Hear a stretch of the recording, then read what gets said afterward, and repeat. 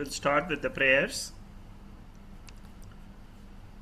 Om Bhadram Karnebhih Shrunuyama Devaah Bhadram Pashye Makshebhiryajatraah Stirairangaihi Suštuvagum Sastanubihi Vyashema Devahitam Yadayuhu Swasti na Indro Vrittashravaah Swasti na Pusha Vishvavedaah Swasti nastakshorarishthanemihi Swasti no brihaspatir dadatu Om Shanti Shanti Shanti.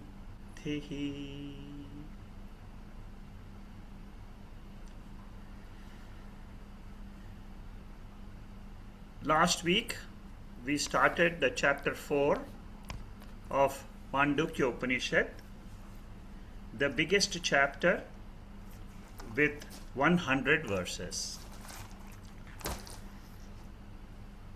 We are studying the introduction to chapter 4 at the moment, and then we will start the Karika number 1, verse number 1. Verse number 1 and 2 are Mangala Slokas written by Gaudapadacharya. So these Mangala Slokas are always written so that we pray, so that we can study and achieve what knowledge we are supposed to get. So let's start with where we stopped last week. This is where we stopped last week. And in this paragraph number 651, written by Shankaracharya, I have numbered all the commentaries of Shankaracharya for this Mandukya Upanishad. Now this happens to be the 51st paragraph written by Shankaracharya.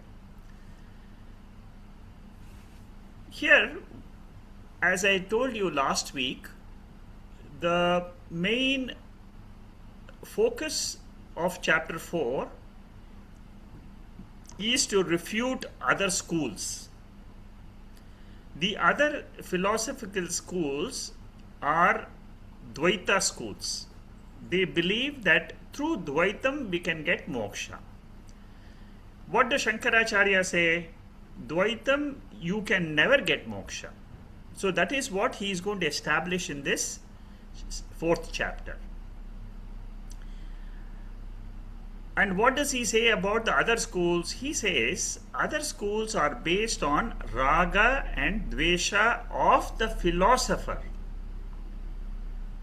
who is giving the philosophy. I like Dvaitam, therefore I am giving the philosophy of Dvaitam. Visishta Advaitam likes Visishta Advaitam, they give Visishta Advaitam. It all depends on the mind of the philosopher. What about Advaitam? Advaitam is Apaurusheya Pramanam. Apaurusheya Pramanam means what? It is given by the Creator himself. That's what we believe in. And Advaita Darshanam alone has no raga dvesha. Anapadaswat. This is the word which he uses very frequently in the fourth chapter. Anapadaswat means what? There is no raga and dvesha of a philosopher when we study Advaita Darshanam. Klesha. Klesha means mental doshas like kama, krodha, raga, dvesha, mada, matsarya. These are all the deficiencies in the mind of a person. Klesha is a word used by yoga philosophers. Another thing which he wants to establish is right knowledge will remove raga dvesha. Wrong knowledge will promote raga dvesha. So Dvaitam, I hope you understand what is Dvaitam. Dvaitam means there are two things in this universe. subject and object. Advaita means what? Subject alone exists in the universe at the ultimate sense. We are not talking of the Vyavaharika level. Vyavaharika level means what? At the relative plane, there is Dvaitam. There are thousands and millions of people, and in fact 3-4 billion people in this world. Now, we are not talking of the relative plane. We are talking about the Turiya Avastha. At the Turiya level, there is only Advaitam. That is what is the school of Shankaracharya. We should refute them as wrong without any intellectual reservation. In our mind, we should be very clear that why we are telling them that Dvaitam cannot give moksha. And why we should say Advaitam alone should be taken. In the 4th chapter of Bhagavad Gita, this verse comes in, Karmanya karma ya pashet akarmani cha karma yaha sabuddhiman manusheshu sayukta krishna karma krite. This is one of the confusing verses of Bhagavad Gita. We have started the Bhagavad Gita in the last week. Yesterday was the second talk on Bhagavad Gita, and we are going to study Bhagavad Gita with Shankara Bashyam in the second chapter, sometime either next week or the following week. Those who are interested can join the Gita group, and you will definitely gain a lot of knowledge on Shankara Bashyam of the second chapter. Now, in this 4th chapter, what does Lord Krishna says? One who recognizes inaction. Inaction means what? I do not do any action as consciousness. In my presence, the body, mind is acting with the sense objects.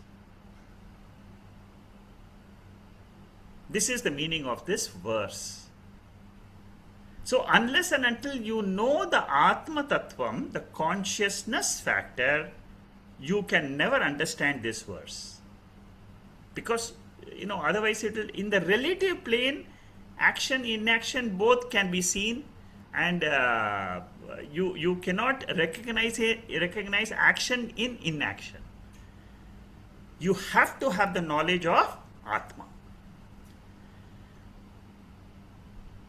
Here, Anandagiri, one of the commentators, says that Gaudapadacharya has established why right is right and why wrong is wrong. That is what in his commentary he says about the 4th chapter. Now, in this is what we have discussed, a little bit of revision we did last week, where I said chapter 1 is Shruti Pramanam. Shruti means the first chapter had 12 verses of Mandukya Upanishad, and in this chapter we focus mainly on the 12 verses and their meanings. The second chapter was Yukti oriented, and in the second chapter we said from the 7th mantra, we discussed in the second chapter all the entire universe ultimately gets absorbed in Turiyam. There is something called as Turiyam. In that Turiyam, the entire universe gets absorbed. This is a very unique thing which Upanishads teach us. There is a Vastu called as Turiya Vastu. And the understanding of this Turiya Vastu is this entire study of Upanishad. We used a word called Prapancha Upashamam. The whole chapter, second chapter, was an analysis of one word of the seventh mantra, Prapancha Upashamam. Upashamam means the entire world of five elements collapses or gets absorbed in Chaitanya. And from that Chaitanya, and again it comes back again the next day. One creation goes away, another creation comes. This is a very grand vision of Advaita Vedanta. Very grand vision. You have to contemplate on this for many years to get the full impact of this statement which I have just made. That is the second chapter. Shruti and Yukti. Shruti means the Upanishadic mantra. Yukti means logic. Shruti and Yukti both were used for Advaita Prakaranam, which is the third chapter. Very simple. Then in the fourth chapter, indirectly we are trying to establish Advaitam. Why do we say indirectly? We are not directly taking the seventh mantra and saying Advaitam, Prapanchopashamam and all that. Here what we are going to do, we are going to take up all other schools and then we are going to refute them. Now what are the main schools which existed during Shankaracharya's time? There were 5 schools who believed in the Veda. Sankhya, Yoga, Nyaya, Vaiseshika, Purvamimamsa. These are just the names of the 5 schools. We are going to study what is their interpretation of the word. Then there are Nastikas. Nastikas means what? Those who do not accept Veda as a pramanam. Now what do they say? They don't believe. Therefore, their schools is very, very different. And who are the main Nastikas? The 4 schools in Buddhism, they don't believe in the Veda. They have their own philosophy. Then there was Jainism and Charvakas. Now all these 6 plus 5, 11 schools which existed during Shankaracharya's time and during Gaudapadacharya's time, they all challenged Advaitam philosophy.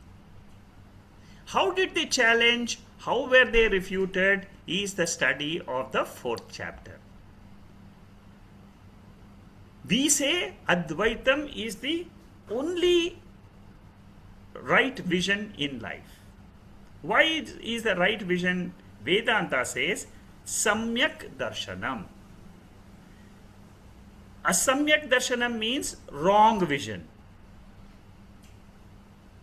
doubtful vision. Samyak Darshanam means clear vision. At any time you get the Advaita knowledge, what is the knowledge? I'll make it very simple. All of us, we go to sleep. In the sleep state, there is no awareness of myself or the world. In that state, who am I? I am Turiya Atma. Take that as the base.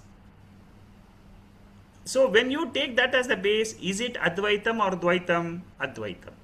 Because there is nothing, there is no world, there is no body, there is no emotions, there is no intellect, there is no perception. So Vedanta, the Vedanta, Advaitin focuses on that. What about the others? Asamyak Darshanam. They focus on the relative plane of our Vyavaharika state. Relative plane. They look at our waking state and make all their conclusions. If you study, Shankaracharya says, if you study only the waking state and make a conclusion of the entire truth of the world, you will not reach the correct vision of the world. And he says, Advaitam, you study all the 3 states. You study the dream state, you study the waking state, you study the sleep state.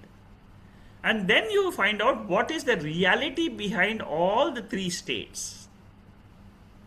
That is what we have been discussing in Mandukya Upanishad. In 3 full chapters, we have discussed all the 3 states. And here in this chapter, he says how others look at it and how we look at it. So, first 3 chapters, 1, 2, 3, they positively, directly establish Advaitam by using Prapancha Upashamam in the 2nd chapter, by using the word Advaitam in the 3rd chapter, and by analyzing the 7th mantra in the 1st chapter. In the 4th chapter, negatively, indirectly, we are going to establish Advaitam by refusing the other Dvaita philosophers. That is what is in. This is the general introduction in this portion. Chapter 4 consists, as I told you, of 100 verses. The first 2 verses are Mangala Shlokas. Mangala Shloka is written for the fulfillment of the study. And Shankaracharya in this 652nd topic, he gives an introduction to the first Karika, the first Mangala Shloka. There are 2, just to give you a very broad, there are 2 Mangala Shlokas which Gaudapadacharya has written for chapter 4. For the successful completion, he prostrates to the Adi Guru. That is the Karika number 1, which we are studying today. And then in the 2nd Karika, he prostrates to the Turiyam knowledge, Advaitam knowledge itself he prostrates. See what a great Acharya he is. How beautifully he composes the chapter. Is he a philosopher? How he understands Veda and how he tries to convey this essence of the Veda through these shlokas is something amazing in Mandukya Upanishad. Generally speaking, there are 3 types of Mangala Shlokas. Namaskara Rupa Mangala Shloka, Ashirvada Rupa Mangala Shloka, Vastu Nirdesha Mangala Surupa. In Vichara Sagara, we have Vastu. There also we take Turiyam or Brahman as the Vastu, or the ultimate reality, and the Nischala Dasa, the author, he writes an invocation again looking at the Turiya Avastha. Most of the Upanishads, they do Namaskaram to the Guru. That is that is what is being followed here also. So the first Karika, the first verse of the 4th chapter is a Namaskara to the Adi Guru. Adi Guru means the first teacher of Advaitam, Lord Shiva, Lord Dakshinamurti, the initiator of Advaita teaching. Normally, in the tradition, we always talk about Dakshinamurti or Lord Shiva as the teacher of Advaita Vedanta. Or we say Narayanam Padmabhuvam Viseshtam. Then in that lineage of teachers of Veda Vyasa, Gaudapadacharya, Shankaracharya, all these teachers they come. So either we say Lord Shiva, Dakshinamurti, or we say we give the lineage of teachers. If it is Shiva, what is the Mangala Shloka we use? We will use this Mangala Shloka when we take up the study of Brahma Sutra. Sadashiva Samarambham Shankaracharya Madhyamam Asmadacharya Paryantam Vande Guru Paramparam. So here we are saying Lord Shiva is the first teacher, and then followed the others. In the next Mangala Shloka, Narayanam Padmabhavam, Vasishtam, Shaktim, all the teachers up to Shankaracharya has been enumerated here. And all human beings are called as Purushas. Purusha means it is a common name for a male and a female. It doesn't mean only male. It's a misconception. Uttama Purushasvanyaha Paramatmetu Dahrataha Yolokatrama Vishaya Vibhartavya Ishvaraha. 15th chapter, 17th mantra describes who is the Uttama Purushaha. Beautiful verse. It's one of the best verses of Bhagavad Gita. Uttama Purusha is the same as Turiyam, And there, that is what is being discussed here as the Adi Guru. Advaita Jnanam is Narayanan's Jnanam or Jnani Jiva's Jnanam. Jnani Jiva also has the same Advaita Jnanam. Lord also has the same Advaita Jnanam. Suppose you and I get this Jnanam. We become Jnanis. After say 4th chapter, we all tell ourselves, okay, I have understood Advaitam very clearly. I am the Turiya Atma from which this entire world appears and again disappears when I go to sleep. Very simple definition of who I am. I am not the body, I am not the mind, I am the consciousness, which is called as Turiya Avastha, which is called as Shantam, Shivam, Advaitam. From that only the entire appearance of the world of Jagrat, Swapna, Sushupti happens. If I can hold on to this knowledge, I am called Jivan Mukta. Suppose I have doubts. No, how can I be consciousness and all that? I was born and then I have got so many little problems here and there. My husband is not all right. If I look at it from the body point of view, I have fallen from the consciousness level to the Jiva level. From a Brahma Bhava level to the Jiva Bhava level. And in this Advaitam, Shankaracharya makes a very unique point in this 4th chapter. Of course, we have studied this before also.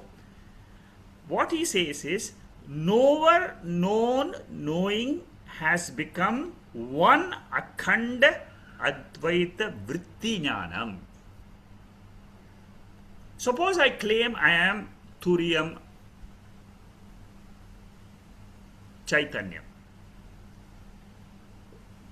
Right now when I say I am Turiya Chaitanyam, Shankaracharya says it means there is a Akhandakara Vritti in your mind. What is the definition of Akhandakara? Akhanda means there is no division. Khandam means division. Akhanda means no division. No division with reference to what? Knower, known and knowing instrument. Which is Turiyam, which is Advaita. We have seen this in the 3rd chapter, 33rd verse of Mandukya Upanishad. The same thing where we said there is no Triputi difference in Advaita Jnana. In Atma Bodha also, in the 41st verse, the same topic comes. You should see how the connection between Atma Bodha, 3rd chapter of Mandukya Upanishad, 4th chapter of Mandukya Upanishad, and then how all are linked. Same topic, same message is confirmed. We all studied Atma Bodha. At that time we didn't realize, oh, this is what is my Swarupam. Triputi Rahitam, where there is no knower, known, knowing consciousness, is my real nature. Very important point for those seekers who want to realize this. You see, there is no point in just learning in the through the notes and having a CD, having all this in the cloud and all that. No use. You must apply that knowledge to yourself.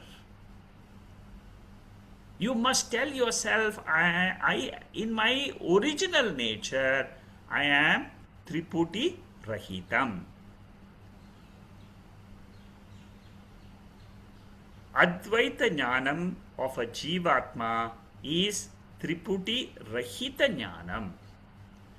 Advaita Jnanam of Paramatma is Triputi Rahita Jnanam. Rahita means what? Without the Triputi. See, these are all different techniques for us to go to that thoughtless state.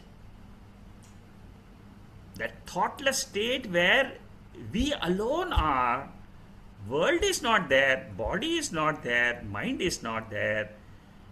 That state is space-like consciousness. In space, can we say that space accommodates all objects and beings. We are all in space. Similarly, we should say we are all in consciousness.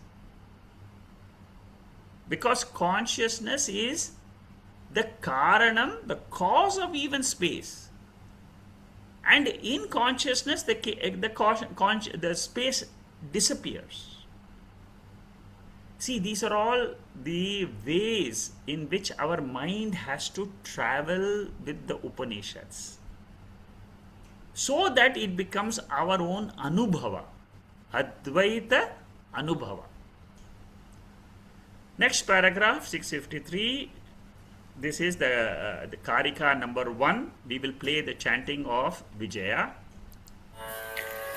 Jnanenakashakalpena dharmanyo gaganopaman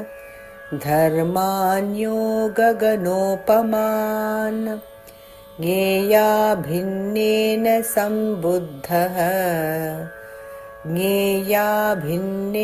sambuddhah tam vande dvipadam varam.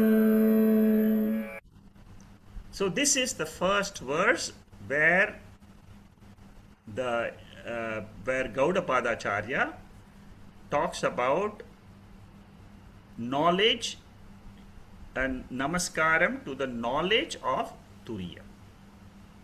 One of the best among men who have realized the nature of the individual self. That is what is being discussed here. I bow to Lord Narayana, who is like a Purusha, but he is Uttama Purushaha. And what is the nature of Narayana or the nature of a Jiva? It is space-like consciousness. It is not space. It is space-like. Why do we say space-like? There are a lot of common features. All-pervading nature of space. One common and all-pervading nature of consciousness. Any time, at any place, at any time, I am conscious. That is what is the relevance we should see between space and consciousness. But space is inert. That is the uncommon feature. Other common features are both are non-dual. Advaitam. Space is Advaitam. There is no second space. You cannot count space number 1, space number 2, space number 3. But you will say, what about my room space? It's so small. My room is small. But why do we say room space and outer space? Is there any difference between the room space and outer space? You break the walls, the room space merges with the external space. Similarly, consciousness in this body and consciousness in the entire world is one consciousness. You break up the body, what remains is consciousness. But of course, I cannot experience anything with that consciousness. That is a separate matter. To experience anything, you need a mind, you need the body, you need the sense organs, you need the jnanendriyas, karmendriyas, antakaranam, prana. Space is indivisible. Space is formless. Space is invisible. Indivisible, invisible, formless. Accommodates everything. Not contaminated by anything. These are all the wonderful features of space. Gaudapadacharya says, the same thing is with consciousness. I am Chaitanya Swarupaha. Nothing of the mind, whether mind thinks of good things about the Lord or the mind thinks about some things of the world. I am not affected by the thoughts in the mind. Very important fact we should know and claim. See, many questions come up in the Q&A session because they don't understand what is consciousness. Consciousness is not contaminated, but still we keep on saying, my mind was angry, my mind was this, how should I control my mind? All this will go away if you clearly understand your nature. The main point of difference is, as I told you, space is inert. Space cannot feel anything. It cannot think. It cannot hear. It cannot see. But consciousness is the power which is behind all our 5 sense organs of knowledge and 5 organs of action. So it is a vibrant power. Narayana is the knower of all the minds, whereas Jivatma is knower of only one mind. Paramatma knows with consciousness all Pratyagatma Manaha. Pratyagatma means the inner mind, the inner self.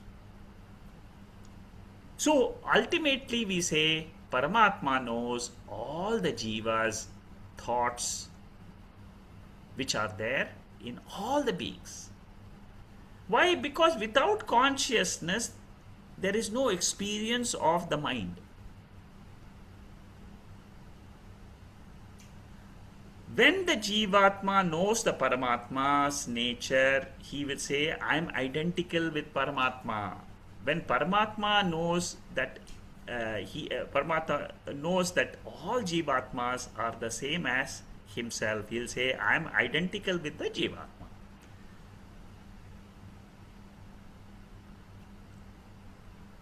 Then Kathopanishad says even gods have got doubts about the nature of consciousness.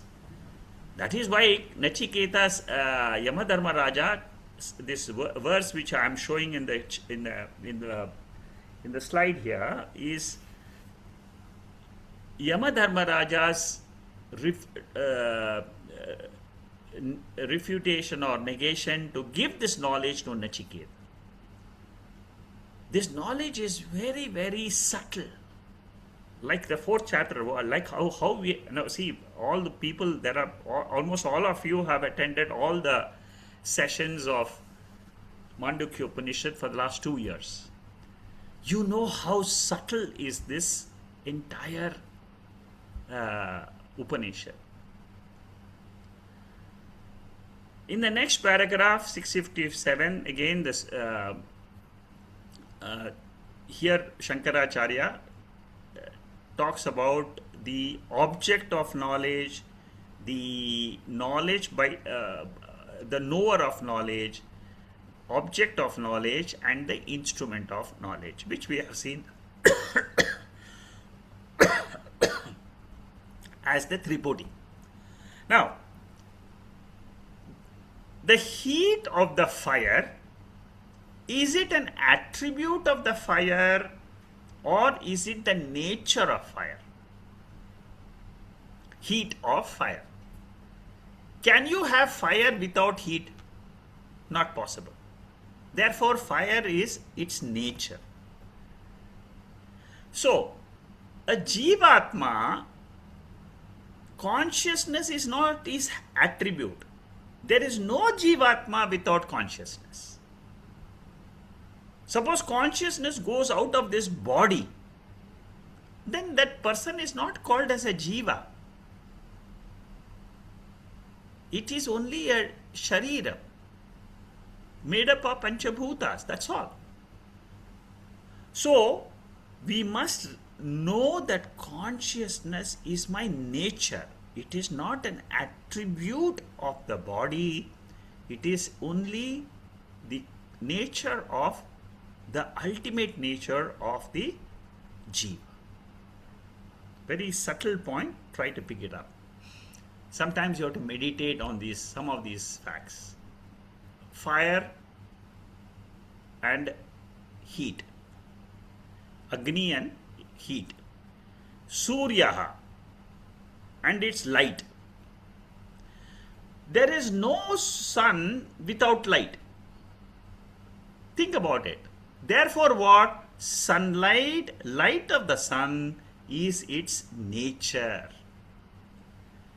Similarly, there is no Jiva without consciousness. Therefore, consciousness is the nature of all Jivas. Consciousness means ability to hear, ability to see, ability to walk, ability to eat, ability to think. The power, that power is consciousness.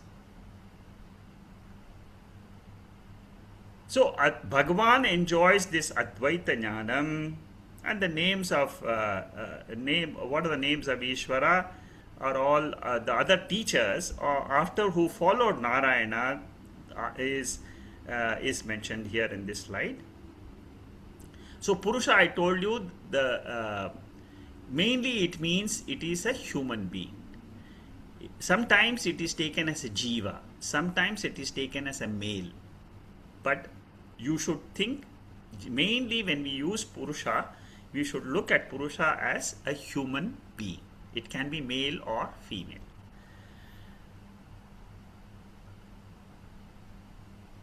Here again, 15th chapter, 18th verse.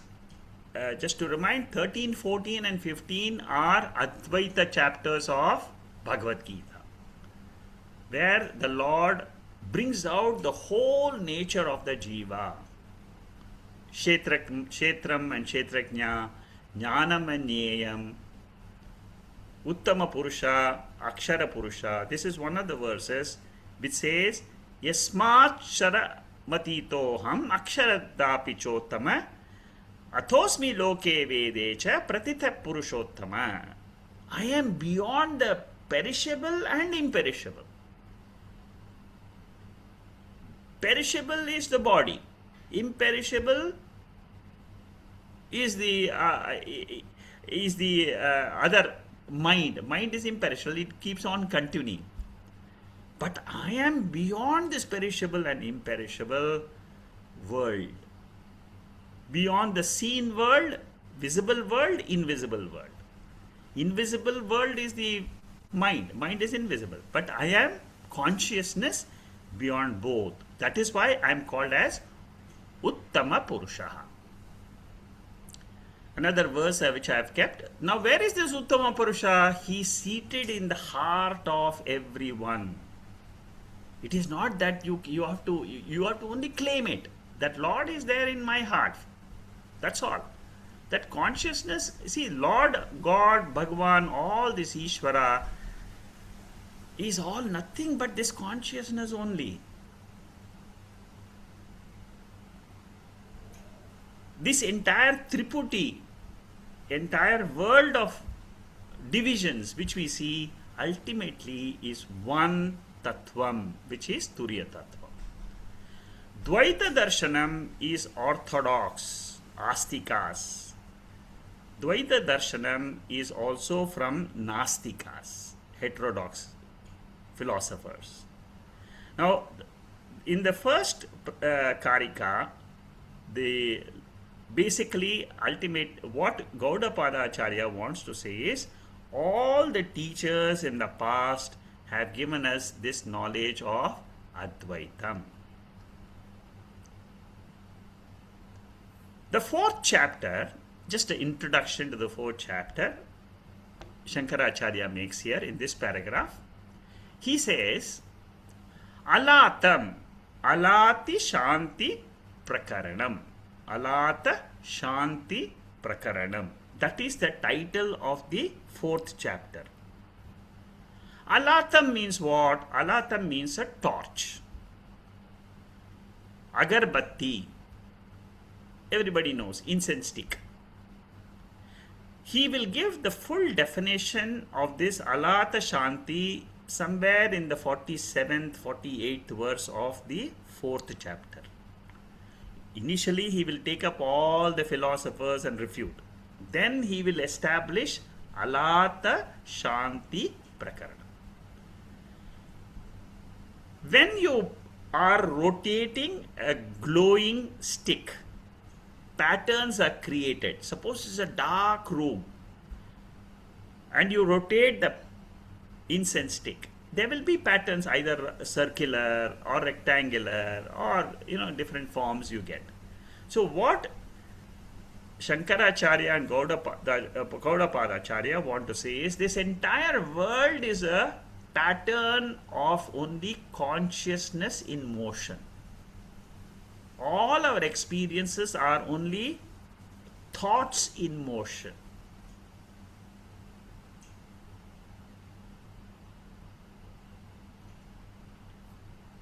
The essence of this verse is Jnani Jiva is Triputa Rahitaha, Paramatma is Triputa Rahitaha, therefore it is Advaitam. Even time goes in and out of consciousness. See, sometimes we wonder what is time. Even today, till today, scientists have not been able to understand time as a principle. Long before the rishis have discovered that even time comes out of consciousness.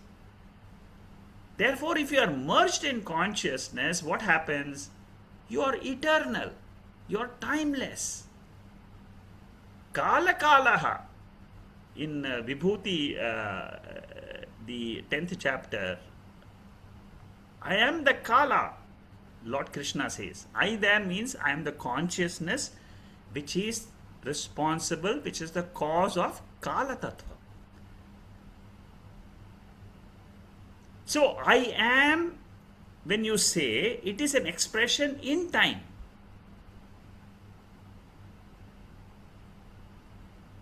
In waking state, we all say, I am, I am, I am. But what happens in sleep? There is no I am in sleep. Therefore, what happens? In sleep state, it is beyond time. But consciousness is still there. See, many people wonder, who am I in the sleep state? Gaudapadacharya clearly says, you are consciousness.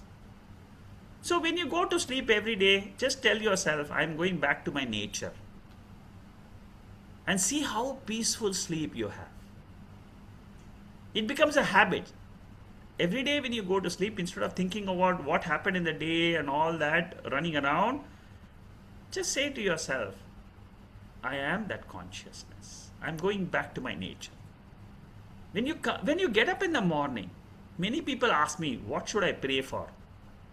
I only tell them, Pratasmarami Shlokam, verse number 1, which says, I am coming out of my real nature temporarily to have transactions in the world, and again I will go back to my nature. That is called as Jivan Mukti. These are all side points which are very useful tips which acharyas they give us so that we can be with this consciousness all the time. In self-evident consciousness, we negate the world. Very important sentence. In self-evident consciousness, consciousness does not require any instrument, neither body, neither mind, neither the world, neither the sense organs, neither the organs of action. It doesn't require anything. No mediation is required for consciousness. Consciousness exists by itself. In that self-evident I, the Atma, the duality of Jivatma, Paramatma, created and creator, Karanam and Karyam, they appear and disappear. In the absolute level, we negate the waker, dreamer, sleeper and the Tripoti. And we say what? Turiyam is the ultimate nature in which there is no Tripoti. No waker, dreamer, sleeper. Mandukya, the seventh mantra. Na antapragnam, na bahishpragnam. I am not the consciousness aware of things outside. I am not the consciousness aware of the things inside. I am just consciousness. Without any attributes. I alone am, and that knowledge is called as moksha. Two attributes are removed in consciousness. Shariratrayam, Stula Shariram, Sukshma Shariram, Karana Shariram. That is why in Nirvana Shatkam we say, I am not Punyam and Papam, Karana Shariram. I am not the Prana or a Buddhi, Sukshma Shariram. I am not the Stula Shariram. Who am I? Chidananda Rupaham, Shivoam Shivo. So one part is Shariratarayam, the second part is Prapanchatrayam.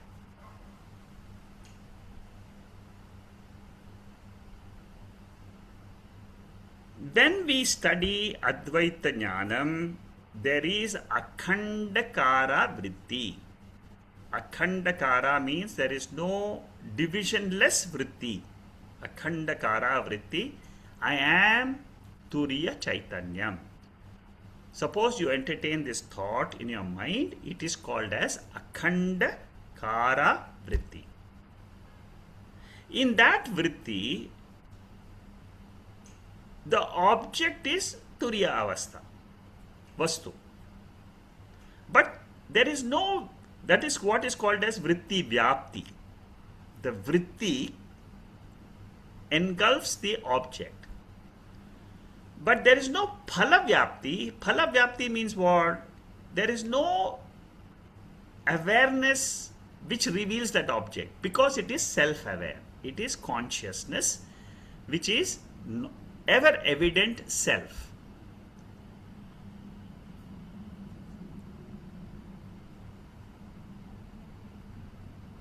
A question generally asked about the fourth chapter, Anandagiri and Vishnu Devananda Saraswati. There are two commentators of Shankaracharya's commentary of Mandukya Upanishad. They say, why is Advaita Darshan again repeated in chapter 4? Why don't we say Purnamada after chapter 3 itself and close the Upanishad? The answer given by these commentators is Dvaita Darshanam is not negated in the first 3 chapters. And that is what is being taken up in the 4th chapter by Gaudapadacharya. So this is the Anvaya of the first Karika. With this we finish the first Karika. Now comes the second Karika. I'll just try to introduce it today and we'll see how far we can go. Asparshayogo Vainama अस्पर्शयोगो वै नाम सर्वसत्त्वसुखोहितः सर्वसत्त्वसुखोहितः अविवादो विरुद्धश्च अविवादो विरुद्धश्च देशितस्तं नमाम्यहम् देशितस्तं नमाम्यहम्. This is the definition of Asparsha Yoga. Why Gaudapadacharya gives this definition in the second Karika itself? Because the title is called Asparsha Yoga. Asparsha Yoga is the title of the fourth chapter, which is called Alatta Shanti Prakaranam. In that, Asparsham is one of the titles of Atma. Asparsham means yoga of detachment. Sparsham means what? Shabda, Sparsha, Rupa, Rasa, Gandha. Sparsha means touch. Asparsha means what? Having no touch. Having no touch means not related to anything at any time. Asparsha means what finally? There is no relationship at any time of Atma with anything in the world. That is the first thing he wants to convey in this second Karika. He is doing namaskara to this. You see, the second Karika is also a namaskara. It is also a Mangala Shloka. So he is taking up the Advaita Jnanam here and saying namaskara. This is my salutations to you, Advaita Jnanam, which is Asparsha Yoga, which promotes happiness to everybody, which is taught in the scriptures. And then he gives two other aspects of this Turiya Avastha or Asparsha Yoga. First one he says is it is Avivadaha. Number two is Aviruddhaha. Avivada means it is beyond any debate, beyond any dispute. And Aviruddhaha means what? It's beyond any contradiction. Shankaracharya will explain all this. There is another 25 slides explaining this second Karika. So this is the gist of the second Karika. Asparsha Yoga is enjoyable to all the beings. It is beyond dispute, beyond contradiction. And it is revealed by the scriptures. Gaudapadacharya says, I bow down to that yoga. You and I are also studying this Asparsha Yoga and trying to understand our real nature. As Turiyam, our real nature is relationless with anything in the entire world. As Turiyam, as consciousness. Don't forget, we are talking about consciousness, not with reference to body. Body is related. I'm related to my parents, the parents are related to me, children, siblings, all that is there with reference to a body. But inside this body, there is a Dehi. That Dehi is called as Sakshi. That Sakshi is reflected consciousness. The nature of that reflected consciousness is Turiyam. To glorify the Jnanam, Gaudapadacharya writes this Mangalacharanam to Advaita Jnanam. It is ever Siddham. It is nothing. It is, you see, Karma yoga and upasana yoga is a sadhanam. What about jnana yoga? It is not a sadhanam. It is a siddha vastu. It is something which we have to know and claim. How do I know? How do I reach this turiya avastha? Very simple. Shankaracharya says, drop dushta chatushtaya anatma.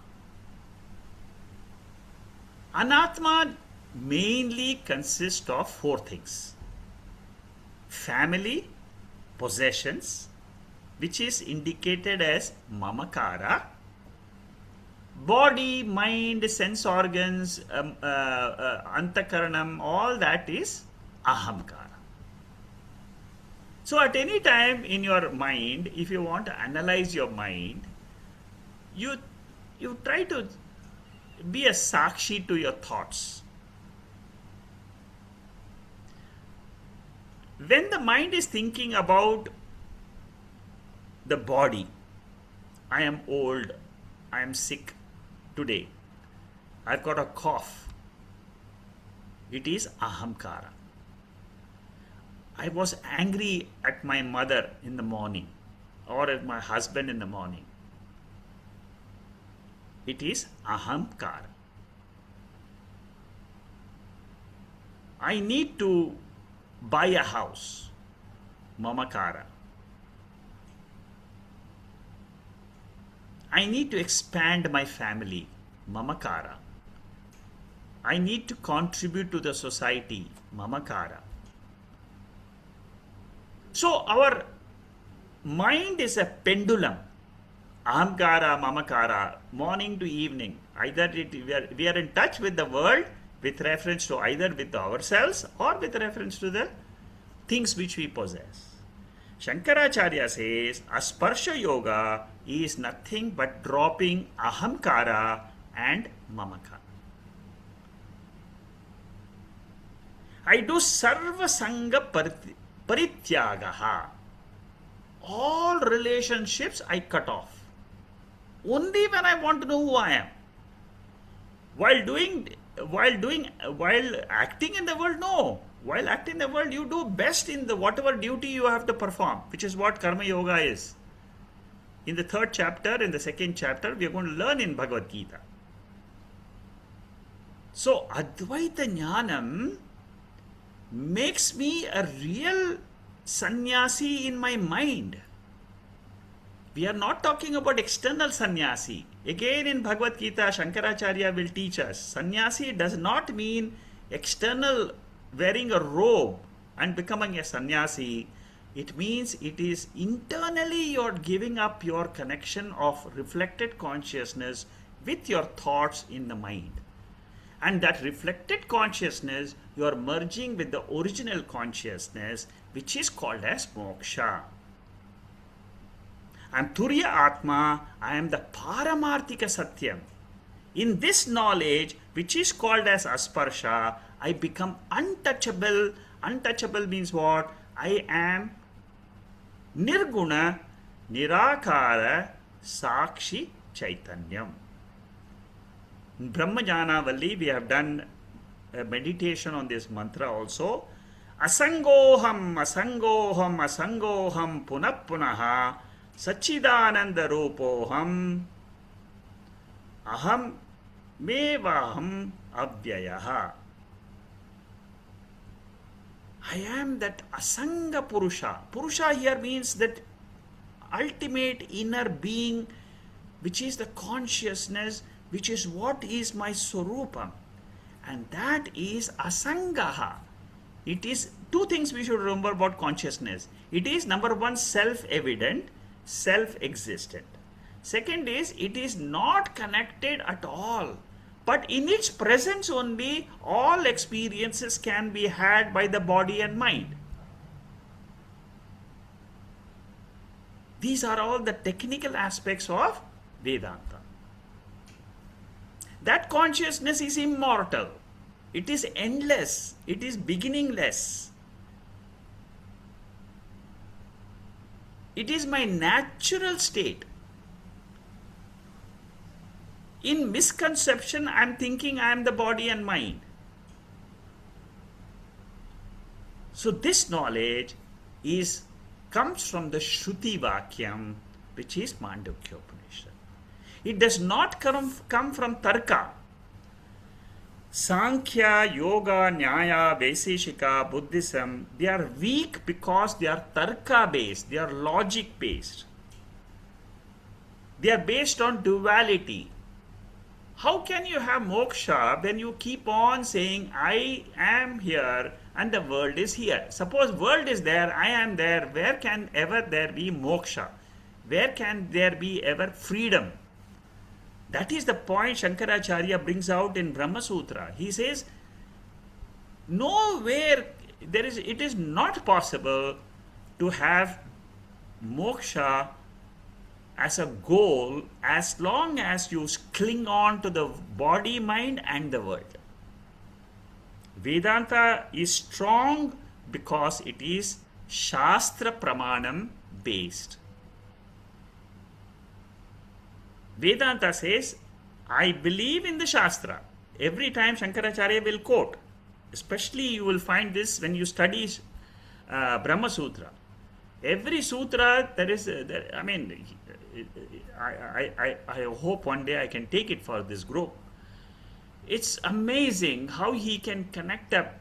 In Tattu Samanvat, he brings in 60 verses of different Upanishads and says all these 60 verses will tell you the teaching of Vedanta is Advaitam. Fourth sutra of Brahma Sutra. Amazing sutra. If somebody is not convinced that Advaitam is taught in the Shastra, you must study Tattu Samanvayat, which is the fourth sutra of Brahma Sutra. Atmanyanam is avivadaha. I told you avivadaha means beyond debate. And it is avirodha, beyond any contradiction. To that jnanam we do namaskara. Later on, Shankaracharya will explain why we say it is why do we say it is beyond debate and beyond contradiction. Sparshaha means relationship. Asparshaha means something which does not have a relationship.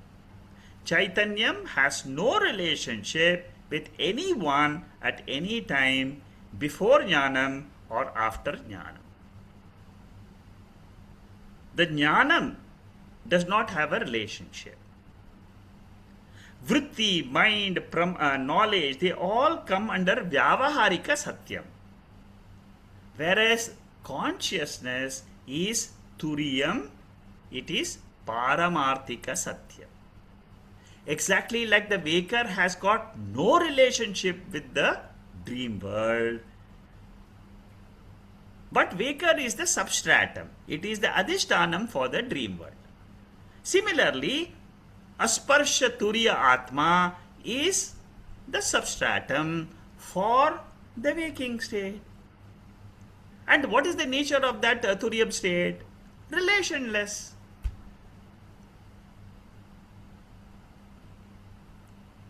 See, every time you're trying to understand this Turiyam, the best thing which I have learned from Mandukya Upanishad is always try to understand dream and waker, and then you will be able to understand Turiya Avastha and waker. Brahman has got two features. One is immanent feature. Again, we have studied this in several Upanishads. Immanent means it is with the world. It is all pervading.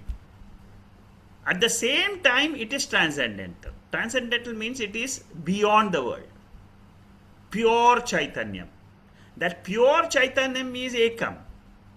But that Chaitanyam, when it expresses in the world, it is appearing as many.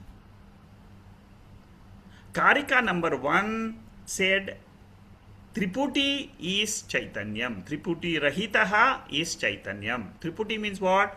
pramata, pramanam, prameyam, rahitaha. All of them are nothing but it is one Chaitanya. For example, all of us today, right now, at this minute, can we say we are all Chaitanyam? Yes. Because our body, mind, everything is active because of Chaitanyam.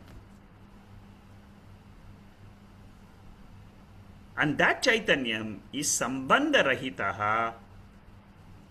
It is the Lakshyartha of this Advaita Jnanam. So that is why this chapter is called as Asparsha Yoga. Next, this Advaitam Jnanam brings happiness. Why it brings happiness? Because Dvaitam is sorrow. At any time, you imagine. See, this is the conclusion of the Veda, not yours and mine conclusion. Veda says Dvaitam is sorrow. In the beginning, while pursuing Jnanam, it gives joy, Advaitam. Because our mind is attached to that spiritual identity which we want to establish. See, tapas, for example, while it is practiced, it is painful. But what is the end? We get punyam, we get swarga. Similarly, while we are learning, we have to come to these classes, so many classes, 2 years of classes on Mandukya, again another 1 year. But it is Raja Vidya Raja Huhyam, Pavitram Edamuttamam, Pratyaksha Dharmyam, Susukham, Kartumabhyayam. It is a royal secret, it's a royal science, this Advaita, this Asparsha Yoga. And when you have got it, you will feel it is so easy. The goal was always there, but I never knew that this is the goal. All my effort is to drop the Anatma world, the Triputi, and the Dushta Chatushtam, Ahamkara, Mamakara. Taittiriya Upanishad mantra is given here about how we attain this knowledge. If not pain, what is it? Sarvasattva namakam sukhaha. It is a satvik sukhaha. Advaita Jnanam is satvika sukhaha, not rajasika sukhaha. Rajasika sukha comes from Vishaya Sukham. Vishaya Sukhams are many, but Satvika Sukham is Atma Sukham.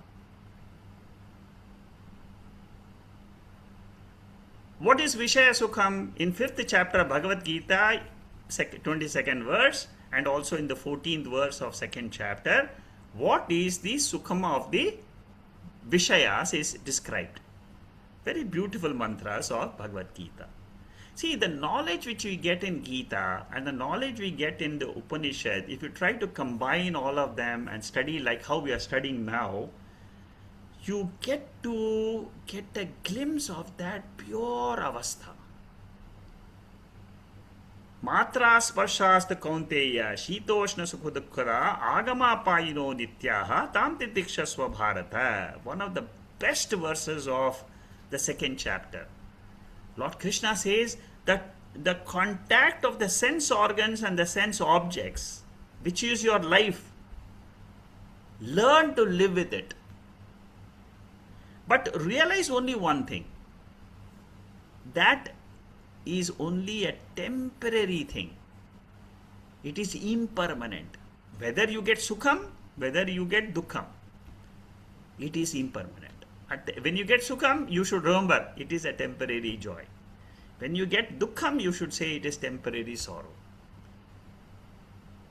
Contact-born pleasure always ends in pain. This Rajavidya I have already explained to you. And then what is the type of nature of this Ananda explained in the 3rd chapter of the Bhagavad Gita. See, many a times I quote these mantras because they link what we are studying in Mandukya Upanishad. यस्मात् मतिरेव स्यात् आत्मतृप्तश्च मानवः आत्मन्येव च सन्तुष्टः तस्य कार्यं न विद्यते. There is ultimate joy only in that Turiya Atma, Asparsha Yoga. Again and again, I will repeat that because that's what we have studied today. It's changelessly available. You cannot lose that at any time because it is Nityaha. It is pleasant. It is good. It is healthy. That is the power of Turiya Jnanam. Aviruddhascha. Aviruddha means there cannot be two contradictory views of Advaita Jnanam. Why? Contradiction will only come there when there is viewer and viewed. In duality, there is viewer. There are so many views possible. But in Advaitam, when there is no second thing at all, which is revealed by the Shastram, it is revealing non-dual Atma, therefore contradictions are not possible. And then it is Aniruddham. Aniruddham means there is no contradictions. Mundaka Upanishad also talks about the same. It is that person who knows this Brahman, he will be crossing grief. There is no grief or sorrow for him. One who knows this Asparsha Yoga. So in the end, what do we say? This Asparsha Yoga is enjoyable to all the beings. It is beneficial to all. It is beyond the dispute, beyond contradictions, and it is revealed by the scriptures. Gaudapada Acharya says, I bow down to that yoga. There's so much of packed knowledge in this mantra, in the second Karika. With this, we close the second Karika. Next week, we will start the third Karika, and if we may just do this revision of the second Karika, but next week we should start with the third Karika, which is this 667 verse. We'll do a quick revision a little bit in these slides, which is before that, and then we'll start with the third Karika next week. Om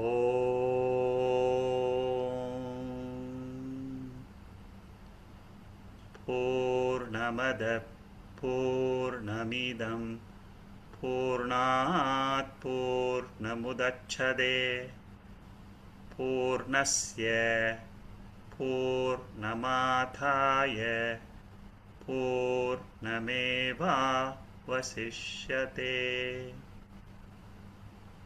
Om Shanti Shanti Shanti.